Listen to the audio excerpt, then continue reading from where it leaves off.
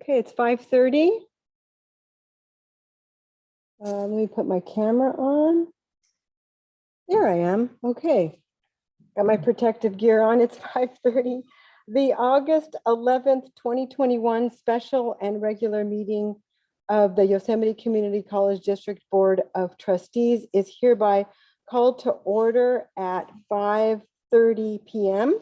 This governing board meeting is conducted pursuant to California Government Code Section 54953 and Governor Newsom's Executive Order N2920. Good evening, everyone. We thank you for your patience as we continue to navigate this virtual platform. And I want to thank our staff who make this virtual platform work. And that's Scotty Gonzer, Tanisha Jackson, Sargon Yadigar, Kimberly Gibbs, and Graciela Molina. Thank you so much. We welcome the board members and others who are participating via Zoom. Please be advised that everyone participating via Zoom video or call has been muted with the exception of the board members and the chancellor. We also welcome any members of our district community and the members of the public who are viewing the meeting live via YouTube. Members of the public are welcome to record this meeting using their own personal devices, and the district will also make the recording available on the YCCD YouTube channel for 30 days in accordance with our board policy. As a reminder, board members are asked to raise their hands via Zoom when they wish to speak. We do have a hybrid model going on. We have some board members who are Zooming in and some who are present at the board room at the district with protective gear and masks. Everyone is encouraged to mute their audio when not speaking to minimize disruption, and the board is open to receiving public comments. The published agenda requested that public comments be submitted in advance of the meeting by email. Public comments will be read aloud by staff at the appropriate time during the meeting. Persons seeking to make an in real-time public comment may do so at the time of the agenda item and are asked to use the raised hand Zoom feature. I ask the trustees to mute themselves at this time while I lead us in the Pledge of Allegiance. Please stand for the Pledge of Allegiance. I pledge allegiance to the flag of the United States of America and to the republic for which it stands, one nation, under God, indivisible, with liberty and justice for all. I'd like to move to 5.3 roll call, establishment of a quorum, and ask the board stenographer to conduct the roll call for attendance. Thank you, Chair Balkan. Trustee Nancy Hinton. Aye, here. Trustee Antonio Aguilar, if you can also respond to the questions that are listed on the agenda. Present and yes to all three questions. Thank you. Trustee Beggs. Present and yes to all three. Thank you. Vice Chair Garrett. Present and yes to all three. Thank you. Trustee Richards. Thank you. And I believe Trustee Jenny Nicolau is by phone. So, Present and yes to all three. thank you. And Chair Balkan. Present and yes to all three. Everyone's accounted for. Thank you. Moving on to 5.4, report out from closed session. I have two items to report out. One is under item 4.5. In closed session by a unanimous vote of 7-0, the Board of Trustees approved for Dr. G.H. Jabaharipur, Columbia College interim president, at an annual salary of $231,692, which is rank E4, step E, effective July 1st, 2021 through June 30th, 2022, or sooner / until filled. The motion was made by Trustee Richards and seconded by Trustee Hinton, and it was a unanimous vote. Motion therefore carried. The second item to report out on was item 4.6. In closed session, the board completed a positive evaluation of Chancellor Yang, a 3-year contract extension through June 30th, 2024, and provided him with a written letter summarizing his strengths and emphasized a focus on reopening and increasing enrollment for the coming year as outlined in the goals, which the board adopted by a unanimous vote of 7-0. That motion was made by Trustee Richards, seconded by Trustee Hinton, and that portion of 4.6 was unanimous. Also regarding 4.6, an additional action was taken. In closed session, the board voted for an increase to the salary for Chancellor Henry Yang as follows. A 3.3% increase in year 1, effective July or retroactive to July 1st, 2021, totaling a salary of $317,075.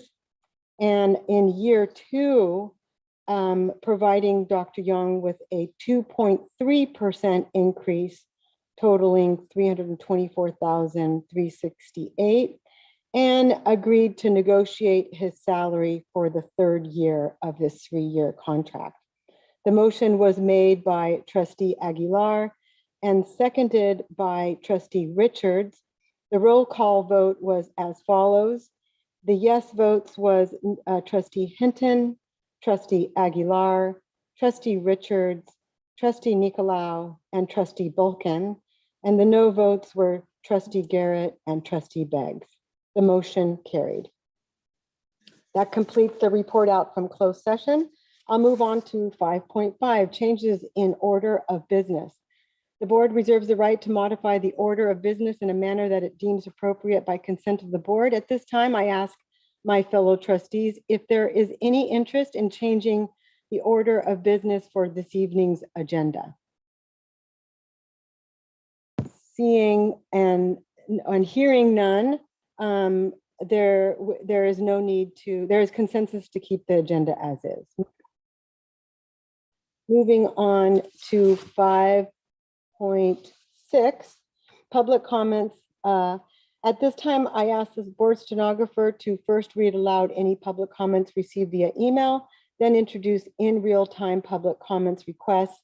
Please note that all email correspondence relating to this meeting will become part of the board minutes, and the chair reserves the right, should there be a lot of emailed comments, the board reserves the right to, chair reserves the right to ask the stenographer to provide copies to the trustees. Board stenographer, are there any public comments? There were no public comments received via email. At this time, we'll just wait to see if there are any that appear in the room in person by a raised hand, using the raised hand feature. I do not see any. Okay, hearing no comment, the record should reflect that there were no comments from the public. Moving on to, get my paperwork together here. 5.7.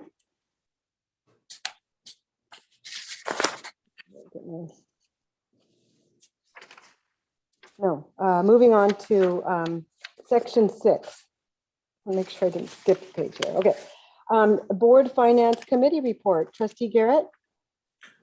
Well, unfortunately, I know everyone's dying to have us meet, but we did not meet this month. We will be meeting in September, on September 6th, as listed on the agenda. Thank you, Madam Chair.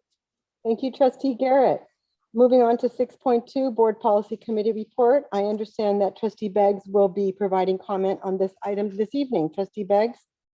There is no policy committee report because we have not met, and our next meeting will be in October.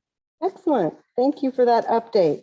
Moving on to section 7, starting with 7.1, presentation, Columbia College and Modesto Junior College accreditation updates. And I think we have my little notes here tonight. we have Brian Sanders and Jennifer Zillette providing us with an update. Exactly. Well, You are. Greetings, welcome. thank you. Thank you. All right. So is Jennifer in the room as well? I can't tell from. Yes, I'm here. Excellent. Good evening, All right. everyone. Yeah, good evening. So thank you for the opportunity to come before you and to share briefly our accreditation moment. I was thinking today as I was doing this that many of you have written long reports or done or master's theses or whatever else. And this is kind of similar to that. It's this large report that we have to put together, and they seem to come rather surprisingly frequent into our world. So I've spent a lot of time today just working on our report, carrying it forward, getting evidence files put together and preparing to share that with our academic senate. I've made a commitment to them to get them some information they can review starting next Monday so that they have a chance to get that into the cycle. But if you want to jump to the next slide, Jennifer will talk to you about kind of our process of what's upcoming. We just want to give you a quick reminder of the timeline and process. As we mentioned last month, the midterm report is not a compliance report. It's just an update on where we are with our action projects and with our recommendations for improvements. And so these are briefer documents. And you can see that in the September Board of Trustees meeting, we will be bringing a first read, a draft to the board for you to pass as a first read. Then in October, the board will have a look at any edits that have been made, any suggestions that have been taken into consideration. And the final read will be in October at the board meeting. And the very next day, we will be sending these off to the ACCJC for their acceptance. And so it's a very quick deadline and turnaround, but as Brian mentioned, it's a lot of evidence. It's a lot of this is what we said we're going to do. This is where we are and how we're doing it, and this is us showing you how we're accomplishing it. Go ahead, Brian. Okay, so at this point, we wanted to give you a brief update on how we're doing on our QFEs. So reminder there, the QFE stands for Quality Focused Essay. So within your accreditation institutional self-evaluation report, you get two topics that you get to talk about and essentially say what we recognize needs some additional work and what we're going to do about that and how we're going to carry that forward. So from Columbia's perspective, I have these two items to share with you. The first one that we emphasize is the more effective use of student learning outcomes and those results. So at Columbia College, to provide you an update, we've been ongoing doing good work with student learning outcomes at our college, very cyclical, very regular in our assessments. We've established new student services, SLOs, in several different areas. And we did a big project really over the last couple of years of going from 16 institutional SLOs, which is too many to deal with, to a much smaller number. We're down to about 5 or 6 of those. And we are now going through this remapping process, because one thing about SLOs is that if you think about a class, the reason that we have a class in a student's curriculum is to teach them something important about life, and life being completion of their degree or certificate. So the institutional SLO is overall, we're trying to create students who know certain things about our society and our life. And so how does a course contribute to that understanding? And that's what we mean by mapping our SLOs. So there's our bullet about remapping. The end result of this process of remapping these things together should be that we do a better job of indicating how we're doing on the big ideas, the institutional SLOs. Because the way we measure those is by rolling up or looking at all of the cumulative performance on course level SLOs and seeing what that tells us about the institutional SLOs. So it's an interesting system, and I can show you some pretty pictures and graphics about it at a future day if you're interested. Our second QFE that we've been working on is increasing program completion rates. So Columbia College has very high course success rates, higher than the state average, but lower program completion rates that are lower than the state average. That's partly a function of our size, partly a function of more students transfer out. We have fewer options for students, and that's true, but there's more going on. There's been confusion in our pathways and those kinds of things. So we've been resolving to make that situation better. We know that through the student-centered funding formula, our college is funded based on students completing the programs they're trying to complete. So everything works together here. Our guided pathways work has been very effective. We've fully aligned with the guided pathways efforts that we've been doing. We have a whole bunch of new programs of study that are posted on our website and in our catalog I'd encourage you to go to the academics area of our website and check out the programs of study to see how different subjects nest together. Our deans are continuing to tighten up a schedule. They're making it harder and harder for me to cancel classes for low enrollment because the classes that are there are core to the programs of our students, okay? So even if I need to keep a class that's got a dozen students in it that normally you'd want to have 20, I have to serve those dozen students because it's essential to the program of study that we're offering. And we want to get to the point where that's a guaranteed schedule and we're not yanking things out. We're also in the student services side. We're doing proactive advising with and counseling our students, increasing touch points and contacts. Had a great day today at Claim Jumper Day, welcoming about 40 new students. You folks would have been thrilled. There was a line of students outside around Carkeet Park lined up to get their paperwork and get signed up and go on a campus tour. It was awesome. And we've also instituted a new automatic placement and guided self-placement in English and mathematics courses. All students at Columbia College are automatically placed into transferable math and English courses. Sometimes we recommend, based on their high school GPA, recommend a co-requisite remediation course, but they're all accessible directly to transfer level courses. So there's our QFE progress update. Jennifer, your turn. Thank you, Brian. Next slide, please. We also had two action projects in our quality focus essay. And the first one was about the holistic supportive student learning. And there's three major goals under there. I'd like to really only focus on one thing that we've been instituting to help us accomplish this. So our student services area has done a lot of redesign about how we're serving students. And so counselors work with cohorts of students. Counselors have been assigned to schools, and each of our divisions, well, this actually puts the quality focus essay project 2 at the fore. Through our guided pathways redesign, we've gone from divisions to schools, and this was a 4-year conversation led by our faculty co-leads. And those of you who've been on the board for a while have followed this journey, and you know that Modesto Junior College was one of the 20 demonstration colleges for the guided pathways movement in the state. And through that redesign, our student services really work to put surround supports in place in the schools. We're trying to make it almost impossible for students to slip through these cracks because our processes are incredibly complex. And for those of us who live them every day, we think they're simple. But when we have people with outside eyes coming in and trying to apply or trying to do this or try to do that, they're able to tell us where a lot of the holes are in our systems. So one of the things that we've done to help us with holistic student support, particularly when you look about goals, the sub goal 2 and 3, where we talk about learning outcomes and we talk about refining our curriculum, along with Columbia, it was a district-wide effort. We implemented the program eLumen for our curriculum maintenance. And also we have now an online catalog that pulls directly from our curriculum system.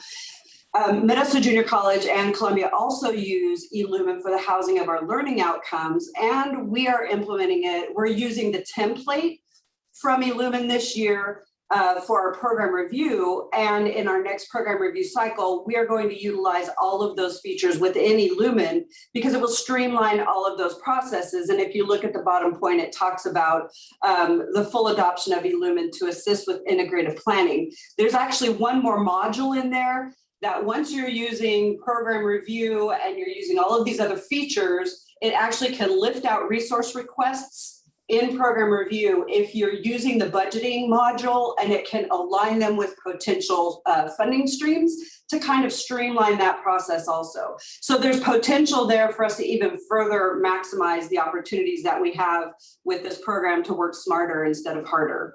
And I'm always interested in doing that, working smarter instead of harder. Our second goal, our second quality focus essay, as I mentioned, our project was about the guided pathways, enhancing support networks for students, also identifying and publishing entry-level pathways. We met this goal very, very soon after our report, and we're actually already into our second iteration of guided pathways, which actually the next part of the project that we're on is fully implementing credit for prior learning. There's our new Guided Pathways leads are working with the articulation officer here, Letitia Seneschal. We had a 2-day training session with faculty this summer, and we also had a training session for classified professionals because there's a very much an office process-oriented piece of credit for prior learning. This actually will help us onboard our largest segment of students. Our largest segment of students is not the I just graduated high school and I'm coming to college age student. Our largest demographic of students starts at about 23 and goes to about 26. And if you look at that, that sliver of our student population is greater than any other age breakdown. And so those students are students who probably have come out of the military, maybe have been working and have had training on the job and all of those kinds of things. Credit for prior learning utilizes external standards, things like the Military Joint Service Transcripts Manual, where they say if they took this course in the military, in most colleges, it's equivalent to this course.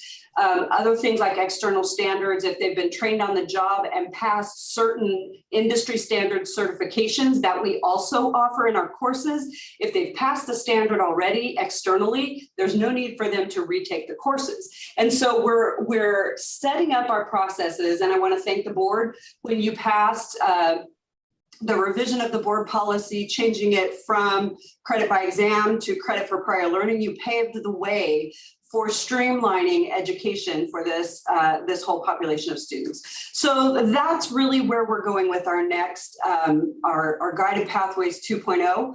And it's a really, really exciting possibility because particularly in our area, as we're looking to recover with equity and recover strong and get people back in the workplace and all of those things, credit for prior learning is going to be a great asset that we can use to assist students. Thank you. Are there any questions for us this evening? Thank you, both Vice President Sanders and Zillette. You know, I know this is a monthly report as we approach our accreditation, and this is our third one, I think, and a great debt of gratitude to both of you for the work that you're doing to move this along. I'm particularly excited about the focus on, student learning outcomes, the focus on increasing our success with program completion to mirror our success with course completion, and how wonderful to use Illumin to study the data related to integrated planning. And I'm so pleased with the policy collaboration with the credit for prior learning as a strength to help students move along. Thank you for your report. Are there any other comments from trustees? Seeing none, thank you again for everything that you're doing to move this along. Moving on to 7.2, presentation, reopening and enrollment plans. Chair Bulkin, Oh, if I may, just before we get to that item, I just wanted to make a correction back on item 6.1. On the agenda, the meeting does say September 6th. And that does land on the Labor Day holiday, observed holiday. And so it had been corrected to reflect September 7th, which is Tuesday. So that is the actual date of the meeting. Before we moved further on the agenda, I just wanted to make. okay, let the record show that the agenda on 6.1 should read that the next Finance Committee is on September 7th. Thank you for that correction. Moving to 7.2, which is the presentation regarding reopening and enrollment plans. We have presentations from both Columbia College and Modesto Junior College. We'll start with Columbia College. Thank you, Madam Chair. Quickly on the, I'll start with the returning to work and to the campus. It has pretty much gone without a hitch. Our team members are wearing their masks. We have put in place several measures regarding those of students and community members who visit the college, but they do not adhere to mask wearing mandate inside the buildings. And it's not going to be a confrontational kind of approach. It's going to be an advisement kind of approach. And we have figured out maybe at the worst case scenario, we ask the individuals to step outside the building, and one of our team members will go out there with the laptop and provide them service if that is the extent of the measure. We have noticed a few here and there of our team members forgetting to wear their masks. So I am sending them, the entire campus, a letter of reminder that we are a model for the community and we're supposed to adhere to the regulations. We also have restarted a task force, a pandemic management task force, to start working with on issues that might be encroaching our operations during the start of the semester. Right now, again, as far as courses are concerned, as I shared earlier, about 50% of our courses are on extended modality, be it online or Zoom, and the other 50% that are CTE courses with labs, science lab courses, and activity courses are being held in person. We are evaluating the measurements that are in place as far as the spring semester is concerned, and Vice President Sanders is looking at all of those measures in order to load up the spring semester schedules. As far as enrollment is concerned, Vice President Raby and her team have done a really great job insofar as outreach. As Brian noted, 42 of the 219 applicants have applied to the college, to Columbia College, and they have ID numbers. Of those, 42 have actually registered for fall classes, and those are the numbers that Brian was mentioning. We have reached out to the community via digital advertising, static advertising as far as billboards are concerned and signage is concerned, and then radio advertising on popular radio stations. So that's in place. Besides that, our counselors and our student services team have reached to every high school in our service area, and the juvenile hall, the Amador College Connect, they have contacted there by Zoom, and several other initiatives to make certain that we don't fall from the radar on these students as far as continuing their educations are concerned. With that, I pass it on to my dear colleague, Dr. Manpaye. I think, thank you, Dr. Javaharipour. I think before we did that, does it go to Lorraine Campana next? Is she saying something related to Columbia, or did we jump to Dr. B? Lorraine can give us some really up-to-date information regarding the conditions as far as the pandemic is concerned in our county. I know she's here. Yeah, I have on my notes here that Lorraine is going to present here. Lorraine, are you available? I am here and I'm ready to present for both colleges. Okay. Oh, very good. I see. Okay, this will be a bridge then to the, that's fine. Lorraine, welcome. Nice to, I hear you. Oh, now Thank you. Nice to see you. Thank you, Madam Chair. You ready for me? Yes, go ahead. Okay, great. I do have some numbers for you. I wanted to start, first of all, say good evening to everyone. Thank you again for the opportunity to offer this report to you. I wanted to give a minute of appreciation in the beginning of my commentary here. And I want to say this, Amy and I and others who are working in the COVID reopening on the healthcare side appreciate the great care that the board, the chancellor, and the administration has shown in navigating a difficult situation with little direction from the state, as we have noted in the past. The California community colleges and our colleges are set out as islands of COVID prevention hesitancy in a way, in a surrounding geography of state K-12s and public institutions of higher education who have clear state systemic direction and are embracing these tools to end the pandemic. We've heard you speak and appreciate your continued blanket of concern and sense of responsibility for all of the YCCD and the counties we represent. And we also appreciate the high value you place on the education offered by our colleges, demonstrated by the fact that you sought the seats that you sit in, and your desire to find the best way to return in full. And two more comments. I appreciate your demonstrating that you value the education provided by our colleges by asking internal experts in public health, epidemiology, infectious disease, clinical care, such as myself and Amy, to bring information to you. Our students are seeing us in a real life scenario, and they are matching what they're learning in the classes that we have on our campuses, the sciences, statistics, our own introduction to public health, allied health, and more. And lastly, I want to give a sincere appreciation to the board administration as they're making decisions to reopen. I see that you're keenly, carefully holding all the fact that the numbers we're about to look at represent real people, our students, their families, our friends and neighbors. So thank you with appreciation. Second slide, let's look at the numbers.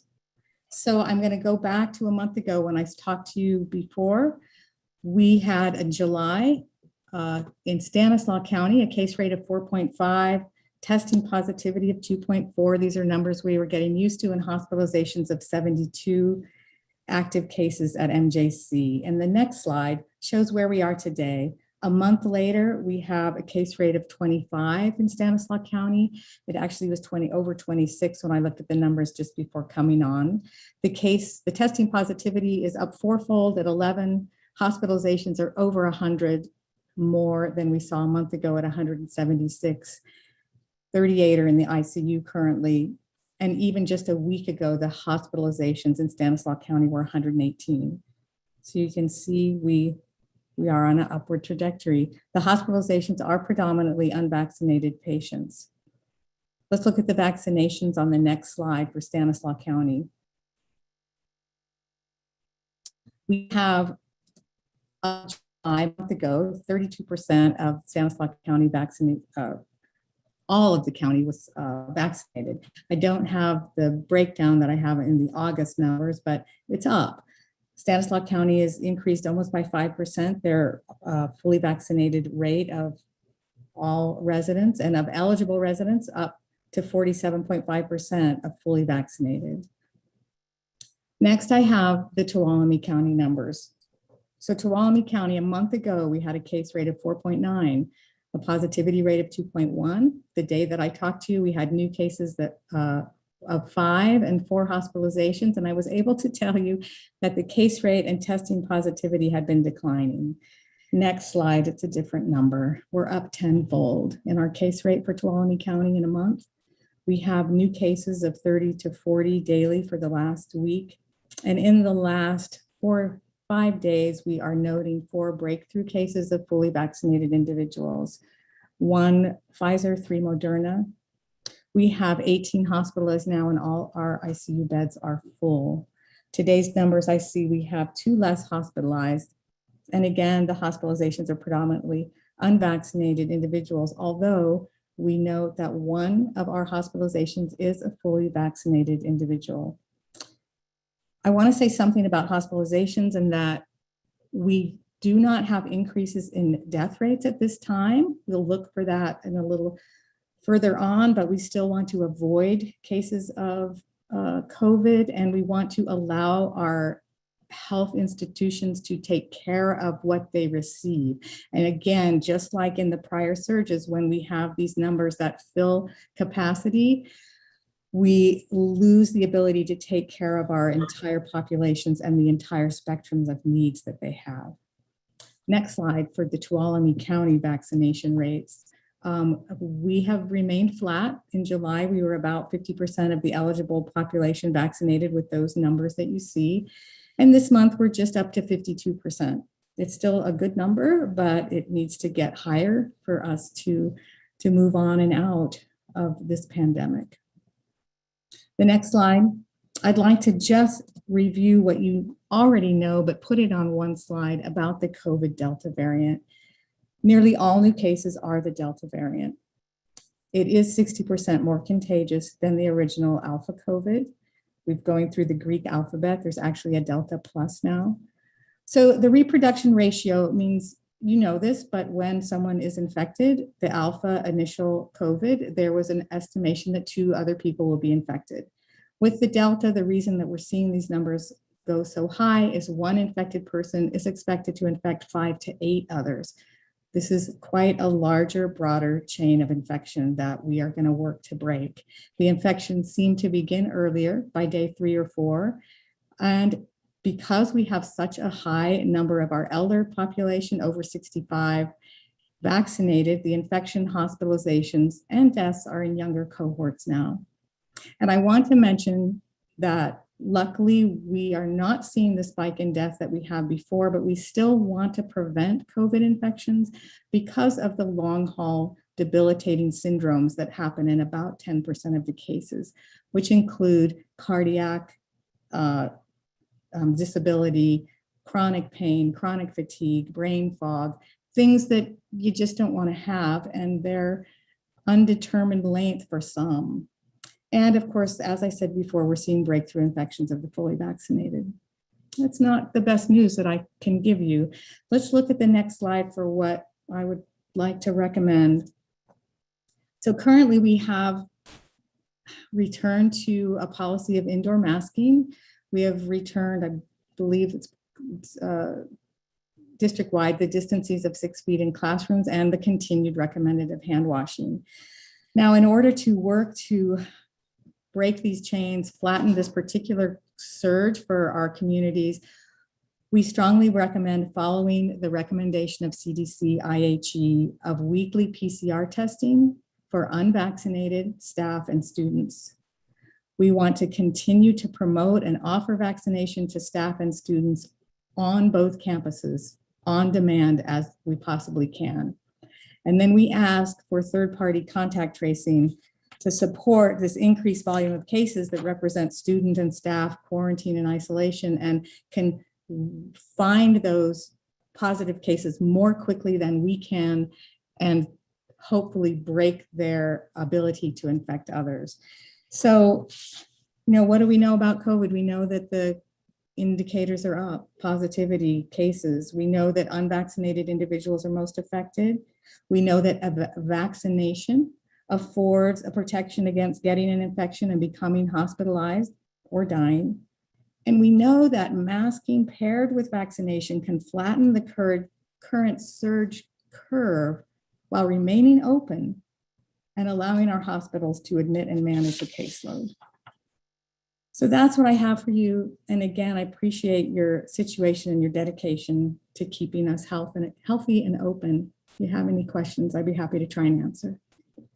Laureen, thank you to you and to Amy, who I'm not sure if she's on tonight, but both of you working as a team for both colleges and continuing to give us the expert advice that you have due to your experience and credentials. So most of all, the fact that you remind us that these numbers equal people. They're human beings who deserve our compassion and empathy. Laureen, thank you for that terrific report and continued report as we navigate this into the future. Any questions from board members? We're not done yet with the reopening plans. We'll go to MJC president next, but perhaps next time we'll start with this data so we can understand the reopening plans connected to it. So thank you. Oh, sorry. Is there There's a raised hand from Jenny Nicolau. Oh, thank you, Trustee Trevor Nicolau. I didn't Stewart quite see that. Go follow. ahead, Trustee Nicolau. Hi, Lorraine. Thank you again for your presentation. I have a couple suggestions for future presentation and a couple questions. So some of them you could take time to think through.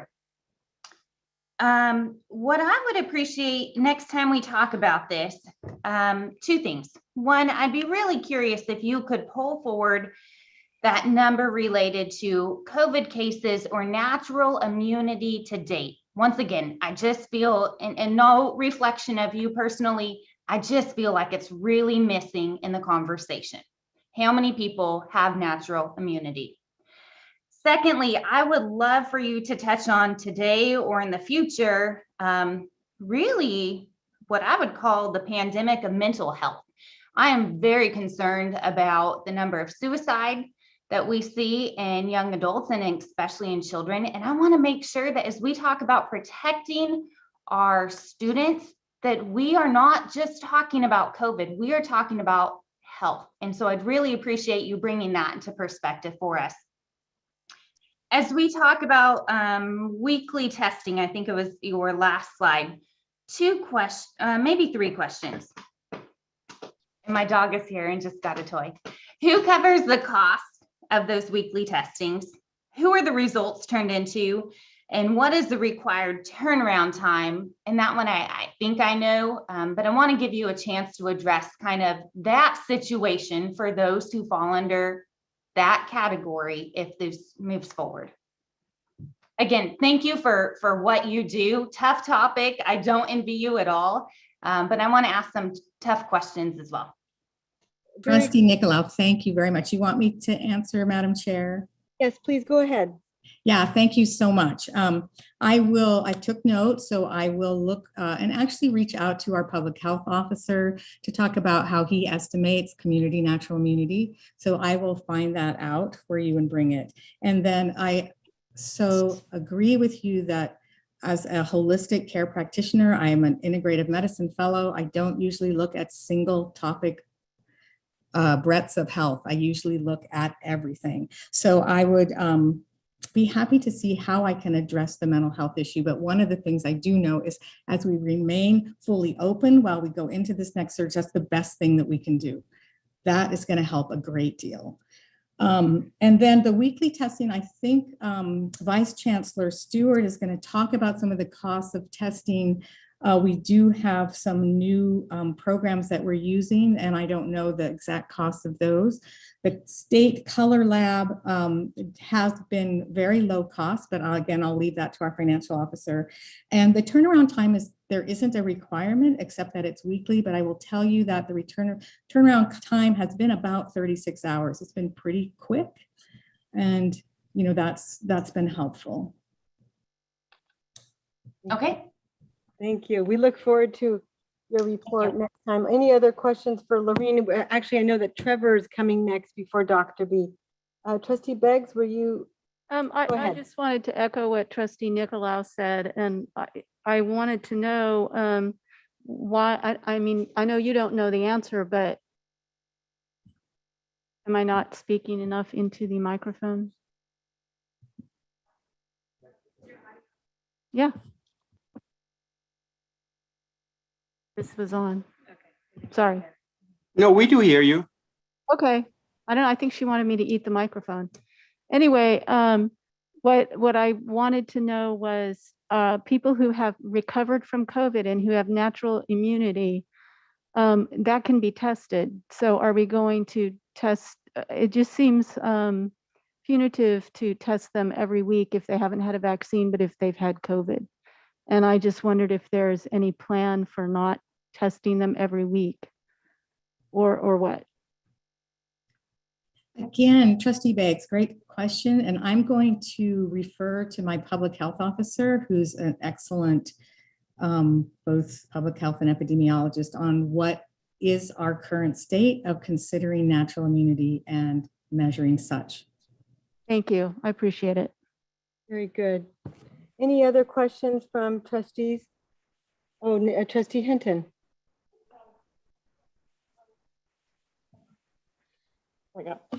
I just have a quick one, and that is, are you guys ready for what they're talking about the last couple days of a new strain?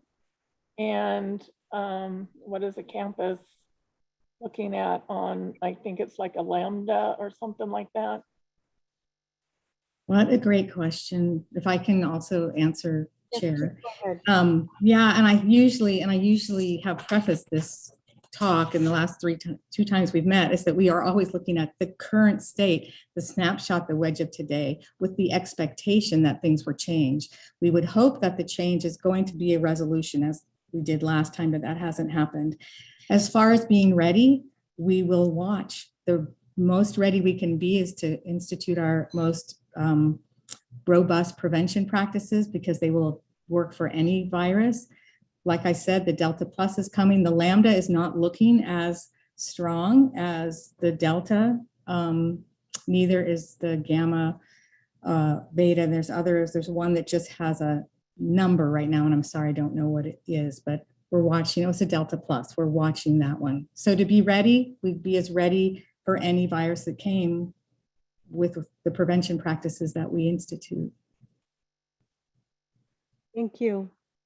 Lorraine, thank you. And we look forward to your presentation next time. Thank you for keeping us updated. We're still on the same item. I understand that Vice Chancellor Trevor Stewart has the next portion of this presentation.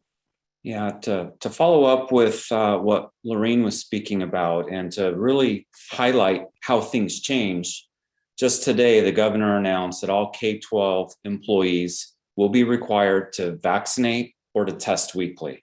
So where we are right now, K-12s, the CSUs, and the UCs all have this vaccine mandate or weekly testing.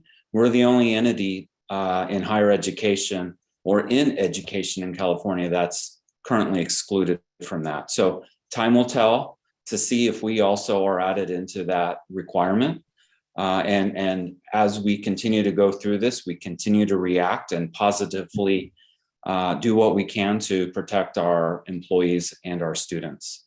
So as it relates to testing, several months ago became apparent as we planned on bringing more people back to the campuses that we'd have to add testing. We know now that Cal OSHA requires us to provide free testing for employees. The athletics teams are required to test frequently for them to be in any state of competition. So we interviewed several testing firms through our emergency operations center, and we now have testing available 6 days per week at the MJC campus, and as needed up at Columbia College. So the athletic teams or any other department that has a need works with Laureen and the Student Health Center, and we do the testing up at Columbia. So because of bringing more and more people back to campus, where we had testing available a few days a week in limited hours, it became clear at MJC that that wasn't enough. We just added a new third contractor to conduct work. And so all the testing combined, we are looking at a monthly cost of $16,000 to $30,000 for testing to be funded out of the stimulus dollars from the federal government. With increased testing comes increased positivity and the need to do contact tracing. And one of the final items that Loreen left with was the request that we provide outside contact tracing. Currently, contact tracing for students is done by the 2 student health centers, and for employees, it's done through human resources.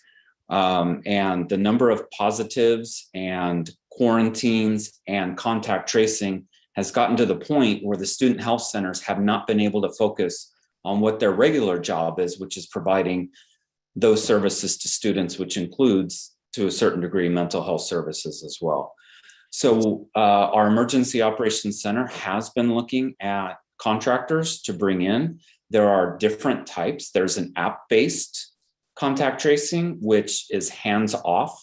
And what we are currently looking and recruiting vendors for is where they actually do the calling. They actually determine who was in the class, who was in a close proximity, and contact each and every student that we determine is needing to be contacted. And again, with that service comes a price tag, and we're estimating that to be about $16,000 per month to be funded with the federal stimulus dollars again. So these are significant increased costs. We are fortunate to have those federal dollars available, built into the college budgets to support this ongoing testing. So I'll leave it at that for now. And if you have any questions. Thank you, Trevor. That's important information for us to understand. Appreciate it. We have a question from Trustee Nicolau. Hi, Trevor. I just want to make sure I'm really comprehending this. The estimate $16,000 a month for testing, that's covered by the available funds. But does that help me through this? Does that take into account the number of people on both campuses who are already vaccinated? Is that assuming nobody's vaccinated? Like, how did you come to that number? And just remind me of who it represents. Sure. The easiest way to explain this new contract is they are providing 3 employees per day to do the actual testing. So there has been available to us different types of testing that our student health centers could do. But again, with their capacity maxed out, we've determined we need an outside entity to assist the student health center so that they don't have to do the testing.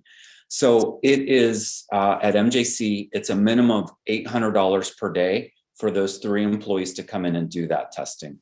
And if we maximize the testing and the numbers continue to ramp up, that's why I've gone above that 16,000 in my estimate. Because again, the $800 a day at 20 days per month gets you to that 16,000. So if we are testing our entire student population at some point in time, those costs would drastically increase. If we had to test thousands of people, this quote is not based on thousands of people. It's maybe based on hundreds of people per week on the testing. Good. Thank you. Any other questions from trustees? Thanks, Trevor. Okay, to wrap up this portion of 7.2 is Dr. Bondipatier. Good afternoon. Let's start with some of the numbers that we are looking at in terms of our enrollment and college opening. Let me give you a snapshot. This is as of this Monday. Our fall semester was planned with 1,652 sections. And if all those sections are 100% full, that would generate 5,451 projected FTES. As of this Monday, we were 4,601.9 FTES. That's about 850 short of the 100% capacity. Very rarely we reach a 100% capacity fill rate. That used to happen way back in 10 years back. So if you're getting into about a 97, 98% fill rate, it should give us approximately 5,200 FTES or so. And then there is some strange calculation called positive attendance that comes at the back end of the semester that can ramp up the number to about 5,400 or so. If you look at the global scheme of things, we are looking at 5,400 FTES fall. We have about 2,000 FTES in our bank from summer. That's 7,500 or so. We can have an enlarged spring of 5,000 something, 5,000 and change. That will take us to 12,000 and change FTES, about 14 to 15% short of our 14,242 magic number that MJC looks at. So a couple of things that we are trying to do to recoup some of those 2,000. I doubt whether we'll be able to recoup that entire 2,000, but we are looking at, depending upon the unmet demand for the fall semester, whichever sections we have people who have tried to get in but could not get in, we are opening up late start sections. Most of those are in the science and lab-based areas. So late start sections would be running for at least 10 weeks or so. By 24th of this month, I would have that late start sections schedule that where we can open up the sections that would help us recoup some of those areas. Second thing that we are doing in order to enlarge spring, I already had some discussion with the Modesto City schools, and we are pursuing a goal of increasing our course offerings or section offerings in the Modesto City schools by 30% in spring, starting spring of 2022. So we had about 2,000 students from Modesto City schools last year. We would increase that by at least 30%. And we are seeking a commitment from the schools that if we increase capacity by 30%, they would be responsible for filling those seats. So at least 20% increase in those sections, that would give us a reasonable number of FTEs jump. Not recouping all 2,000, but a reasonable number. We also looked at how many people contacted us in the last year or so who just kind of inquired about us and did not enroll. We are sitting on a list of about 4,600 approximately. Let me look at the exact number. Looking at about, approximately 4,600 or so. Those are the students who contacted us, did not enroll. So we have a calling group who are making phone calls to those folks to see that why they did not. Now, again, there are people who just inquired and do not have the financial wherewithal for a variety of reasons. We never recoup anywhere near 100% of that. But whatever we can get, if we get 200 FTEs, because of this push, we get 200 FTEs. We're calling team of our student services specialists and counselors. And we are also allocating some of the weekend hours where they can reach out to the students and get those numbers up. That's on the enrollment FTEs front. The good part that we see in all of this is, although our numbers are soft, we have not increased a huge number of low enrolled sections. So we are still managing our section offerings so that we just do not open up sections at random and have 2 people, 3 people, 5 people in a section. We have at least have to have a reasonable number of people in those sections so that we can have some kind of a efficiency that is maintained for us. Couple of programs that are back on campus, full-fledged athletics. As you know, we have 21 sports, 500 athletes, and many of the discussion about the testing that is dictated by our CCCAA, California Community College Athletics Association. They kind of dictate the mandate. So they say how many people can be traveling in a bus, or they say how many people need to be tested. And we just follow their norms because when we are competing with other colleges, we're required to follow those norms. And their norms typically say at random among the unvaccinated students, we have to test them, if I remember it right, at least twice a month. So we have to do that. We are encouraging students to go for the vaccination so our testing rates can come down. As a statistician, I hate to say this, but it's not a substantive number to draw any generalized conclusion. But our tennis team is fully vaxxed. And a fully vaxxed team, we didn't have any outbreak. Our basketball team is not fully vaxxed. We already had 2 outbreaks, and each outbreak brings down the whole facility, some lost classes, cleaning, and additional expenses. So we are encouraging people to see that how we can get them vaxxed. We're also seeing the cohort-based programs that we have, like say our athletics or our allied health programs, which are same students coming up with the same students all the time. If we can get them vaxxed, then what happens? We're trying to learn from other campuses. I understand Hartnell College, they have a program of incentivizing students for vaccination. So they literally provide some incentive for those who are getting vaxxed. And we are trying to see all of those creative ideas of how we can get those numbers up and how does that become in an equitable fashion. As we look at the enrollments, and I keep saying this, that we are looking at 4 E's in terms of our enrollment of opening, reopening. We need to reopen with enrollments up, with a focus on equity. Those who have lost or being impacted the most, how do we bring them back into the campus? We would look at excellence, because in the emerging semester, I do believe that our online and on-campus offerings are going to converge in some way or other. So we have to invest in the faculty training methodologies, that how do we converge those kind of teaching techniques that we offer the best of the education to our students. And the last one is economy. How do we integrate with the local economy to produce some of the degrees, certificates that's beneficial for our students? So probably futuristically, we would look at some of the micro certifications where people can just get in and out of college with a paper in hand. Some of the other, which is again on the reopening front, and we would get into more details about our community education part. We are going pretty robust out there. We have secured several contracts thanks to the excellent work done by our Dean, Dr. Vicky Mulvaney-Trask.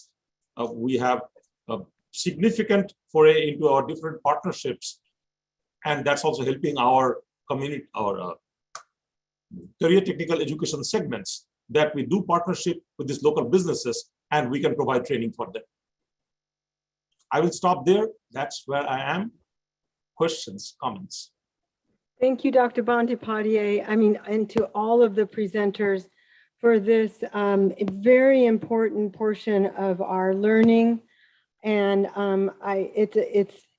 it's regrettable that it's so time consuming on everybody's time, but the health concerns are so significant. We appreciate the attention to detail that you are giving. Are there any further questions from the board? Thank you. We look forward to continuing reports on this topic. Moving on to Association Report 7.3, I'll start with the Associated Students of Modesto Junior College, Maria Marquez.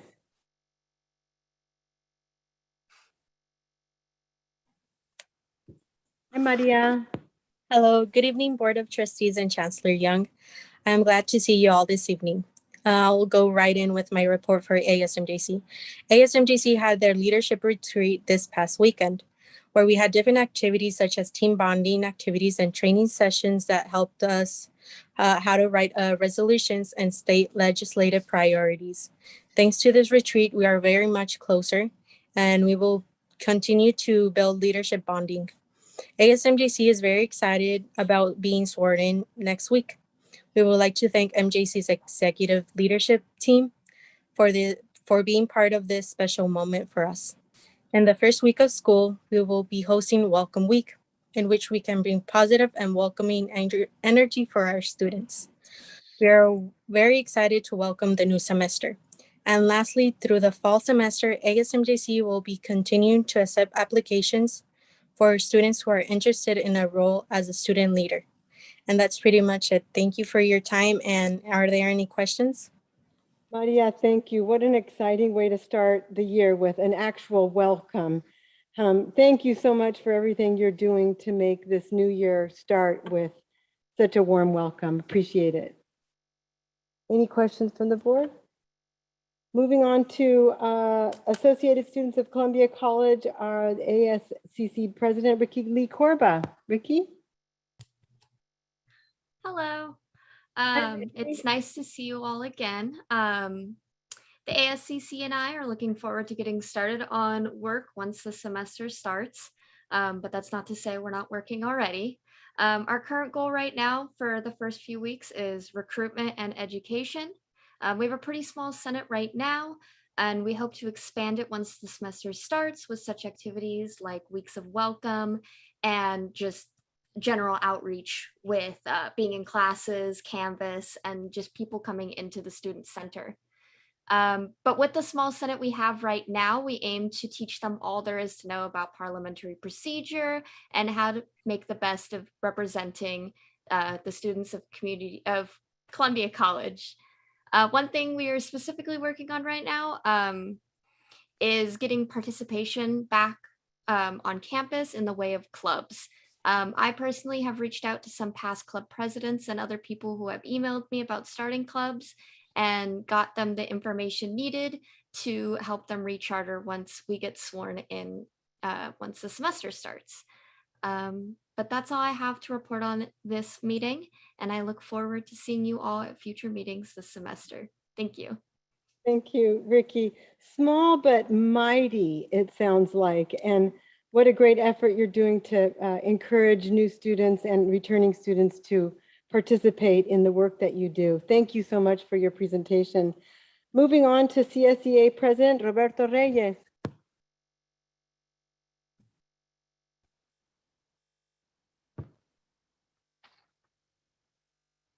Is Roberto on screen? My camera has been turned off. Could you guys hear me? Yeah, we hear you. Hi, there you are. We see you. Hi, Board of Trustees. Hi, Chancellor Young. I would like to report regarding our return to campus. While individual departments have helped with some staff health concerns, there are still concerns about the level of safety. By the way, small plexiglass have with large holes. You may not be aware that this gives the appearance that the district is less concerned about our health compared to YFA and the board members. Since we are here working with the public, we are doing our part by coming back and being accessible. It's interesting how the board meetings are still closed to the public while both campuses have been repopulated. We need the district to do their part, ensuring you are doing everything you can do to make us feel safe. There is no harm in adding a few more feet to either side of the plexiglass we have now and creating a barrier to cover the hole.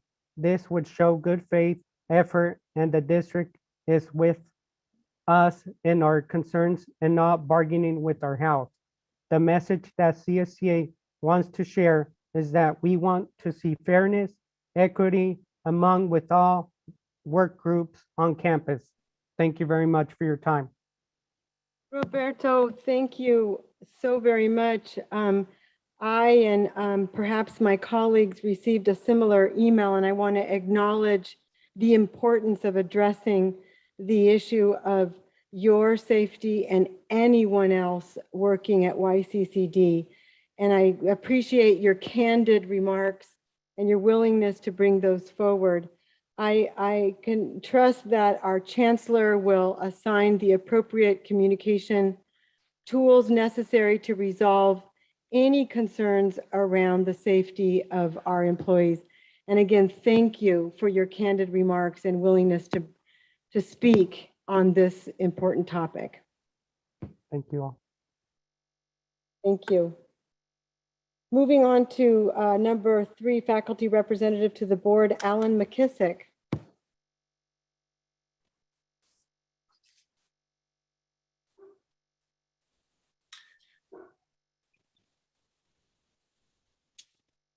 Good evening. Thank you for this opportunity to address you. The faculty associations are gearing up for the fall semester. Lots of meetings and then some more meetings and lots to talk about, as tonight's meeting is illustrating. Since I last spoke to you, I attended a meeting of the YFA Executive Council and the Representative Council also, in which there was a thorough discussion of the tentative agreement. As you know, it will be sent out to the faculty for ratification next week.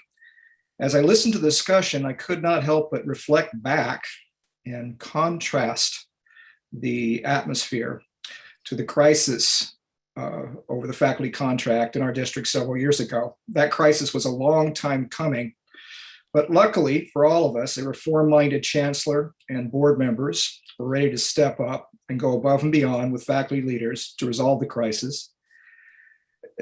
The changes in governance in our district were already underway, and that had everything to do with a bad situation not becoming worse. And in fact, the result was great progress toward what I believe is now a well-governed district. Of course, that doesn't make it easy. I remember thinking after the resolution of that crisis, wow, we can relax around here now.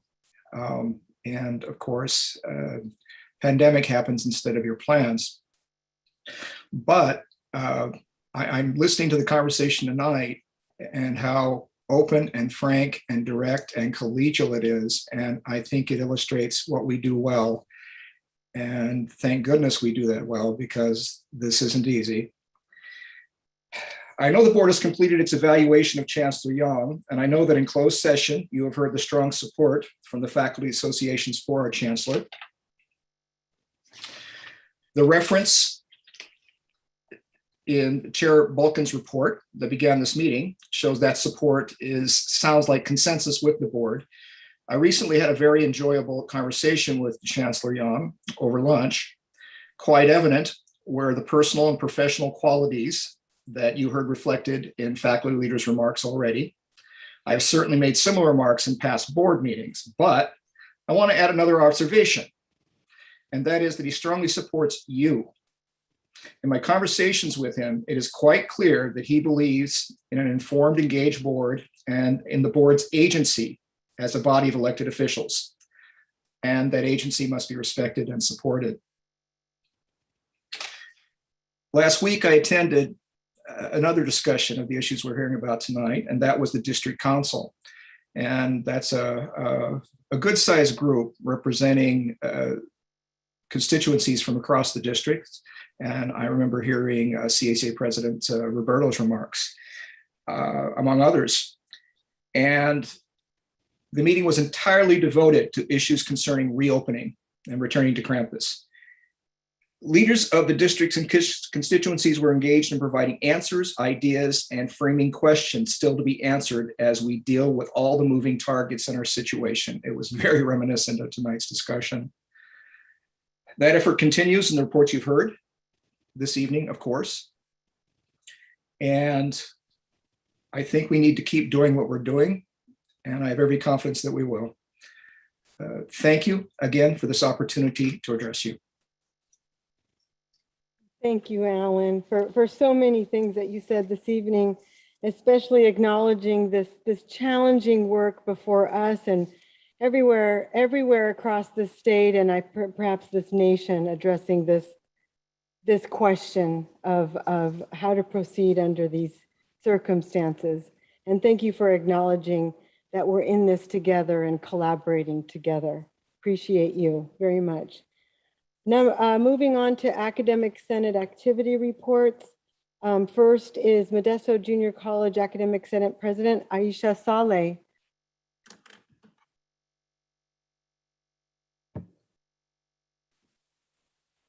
Hello, everyone. Hi, Aisha. Nice to see you. Nice to see you as well. Hello, Board of Trustees, Chancellor Young, and the district office. Before I start my prepared statement, I just want to echo the recognition I'm hearing from so many of you of all the hard work each and every group represented here today is doing. It's really heartening to see that, and I appreciate it very much.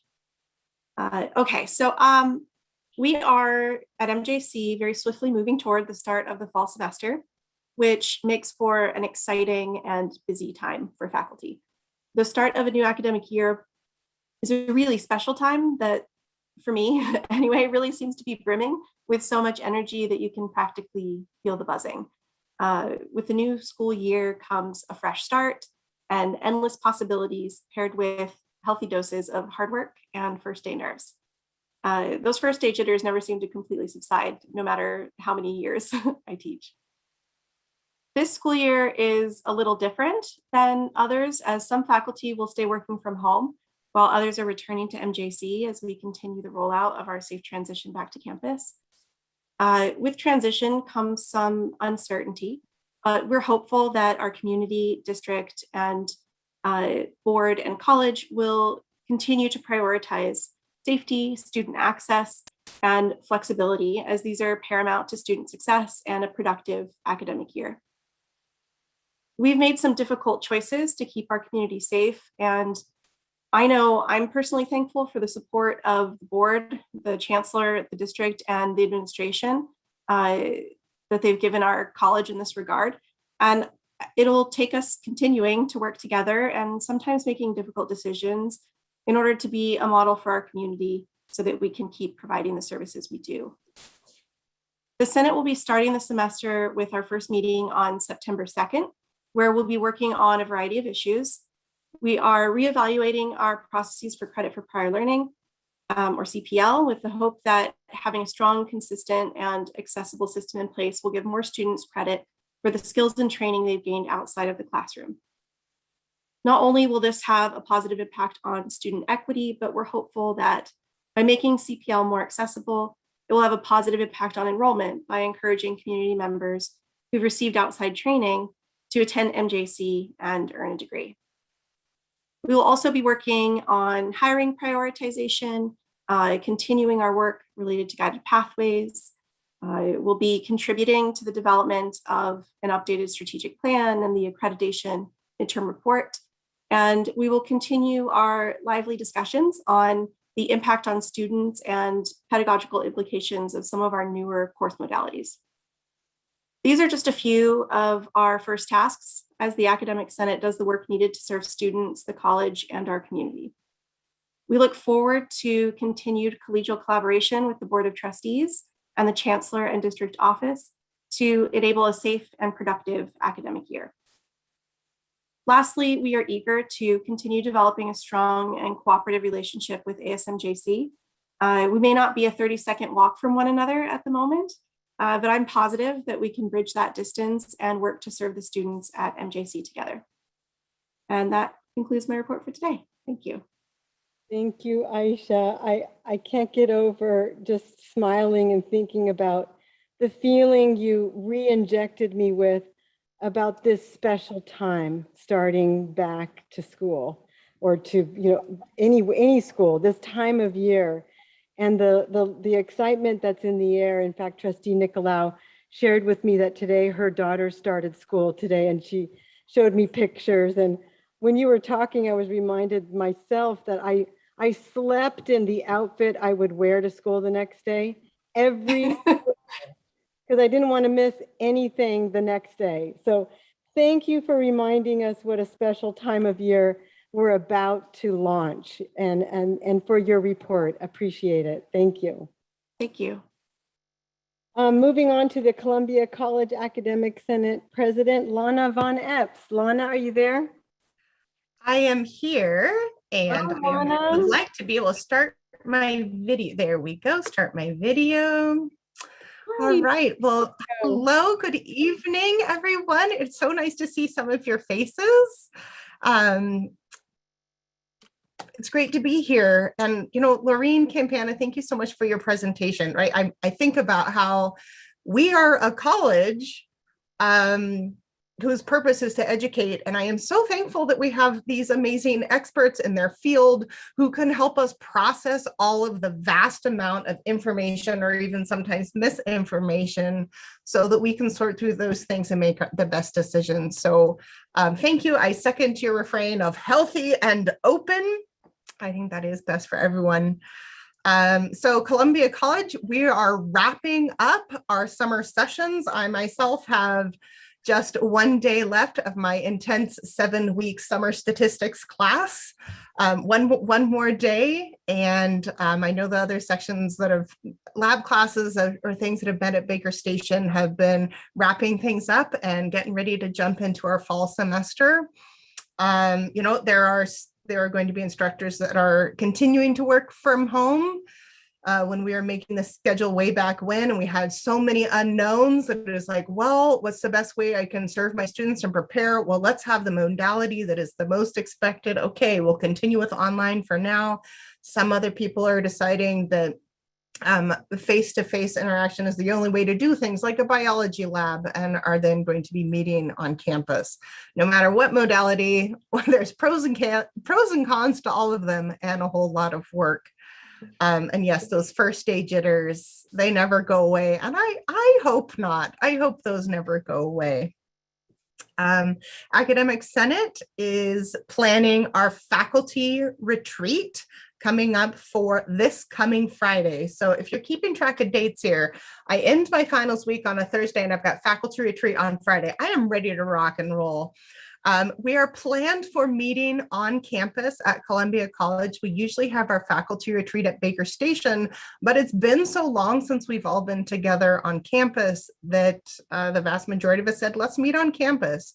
So we are planning on meeting outside. We want to be distanced but together, and easily following our masking guidelines to make sure that the reason that we're doing all of these things is so that when we're back together, none of us is missing. Like, that's the whole goal for all of these things, and we're keeping that in mind in our faculty retreat. And we are planning for the unknowns.